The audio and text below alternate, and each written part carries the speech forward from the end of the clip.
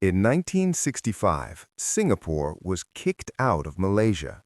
Not peacefully separated, not granted independence, expelled. And on national television, the country's new leader, Lee Kuan Yew, broke down in tears because he knew the truth. Singapore had no natural resources, no army worth mentioning, a population smaller than Brooklyn, and an economy that depended entirely on being part of Malaysia. It was a tropical island with a major port, surrounded by neighbors who didn't particularly like it, with a population of 2 million people who spoke 4 different languages and had almost nothing in common except geographic proximity. Most experts gave it 5 years before collapse. Today, Singapore's GDP per capita is higher than the United States. It has the world's best airport, the most efficient port, and a sovereign wealth fund worth over $700 billion.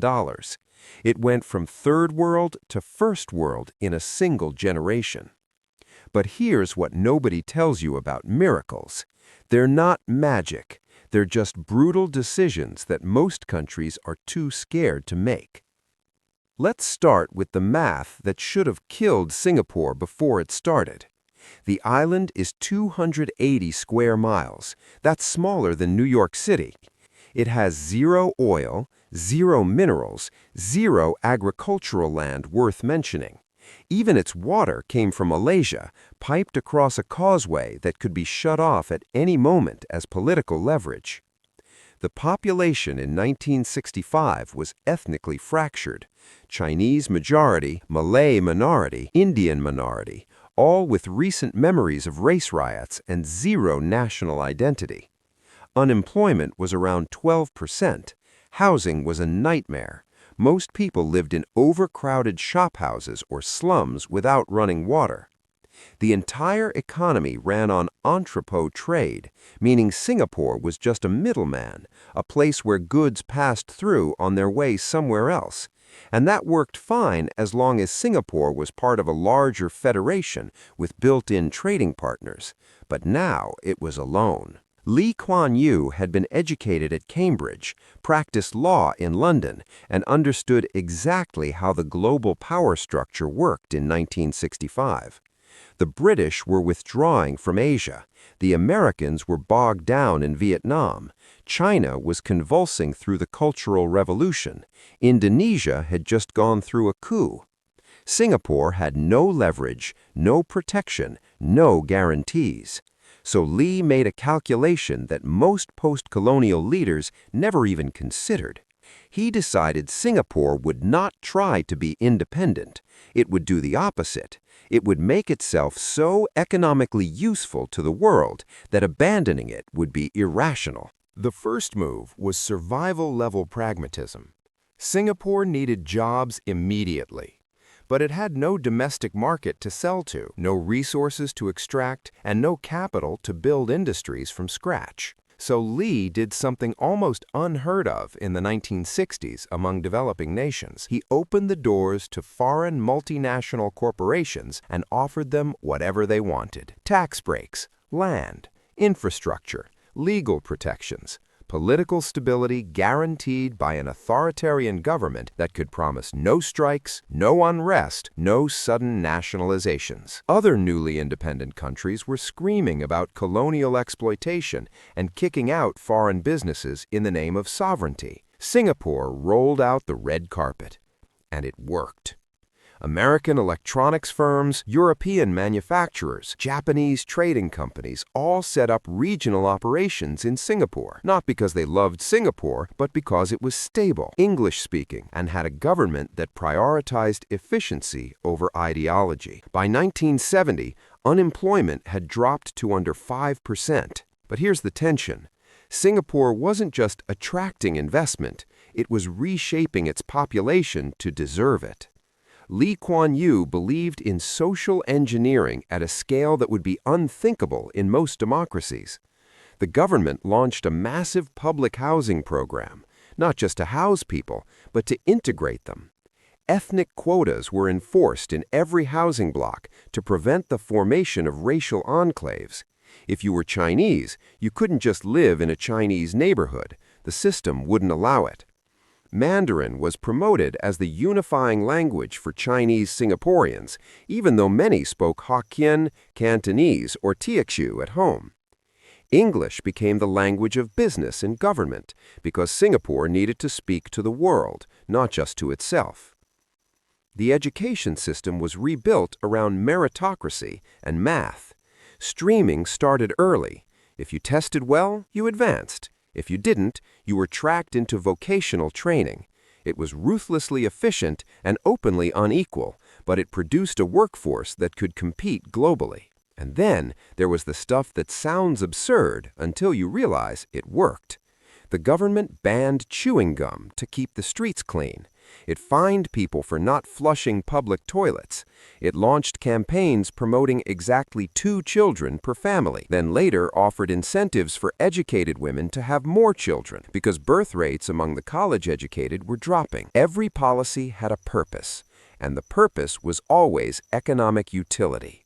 Critics called it a nanny state. Lee called it necessary, because Singapore had no margin for error. By the 1980s, the model was running at full speed. Singapore wasn't just a manufacturing hub anymore. It was becoming a financial center. The government deregulated banking, reduced corporate taxes, and turned the island into a magnet for regional headquarters.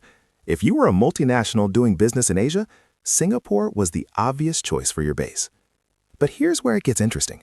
Singapore didn't just copy the Western playbook, it invented its own. The government created sovereign wealth funds, Temasek and GIC, to manage the country's reserves. Instead of letting wealth sit idle or get siphoned off by corruption, Singapore invested it globally. Today, those funds own stakes in everything from banks to telecom companies to real estate in London and New York. The national pension system, the Central Provident Fund, forced citizens to save a percentage of their income. That capital was then used to fund housing and healthcare. It was paternalistic, but it built a buffer against the kind of debt spirals that crushed other developing nations. And there was zero tolerance for corruption. Not because Singaporeans are morally superior, but because Lee structured the system so that ministers and civil servants were paid salaries competitive with the private sector. If you were talented enough to steal, you were paid enough not to. This wasn't idealism, it was game theory. Now fast forward to today, and Singapore is unrecognizable from 1965. It's the 4th largest financial center in the world. It has the highest concentration of millionaires per capita. The port is still one of the busiest on the planet. The government runs a budget surplus most years, something almost no Western democracy can claim. But the miracle has a shadow, because everything that made Singapore successful also makes it fragile. The entire system is built on the assumption of competent authoritarian governance. Lee Kuan Yew ruled for 3 decades. His successors have maintained the same model. But what happens when the leadership isn't competent, when the next generation of ministers can't make the same brutal trade-offs? Singapore still imports most of its food, all of its energy, and even most of its water. Despite decades of investment in desalination and recycling, it's surrounded by countries that have larger populations, more resources, and occasionally hostile governments. The population is aging fast. Birth rates have collapsed despite government incentives. To keep growing, Singapore imports foreign labor, but that creates social tension. Locals complain about overcrowding, rising costs, competition for jobs. The government tries to manage it with quotas and permits, but the resentment simmers. And politically, the system is stable only as long as it delivers prosperity. The People's Action Party has ruled since independence. Opposition parties exist, but they've never held real power. Singapore is technically a democracy, but it functions more like a one-party meritocracy. Press freedom is limited.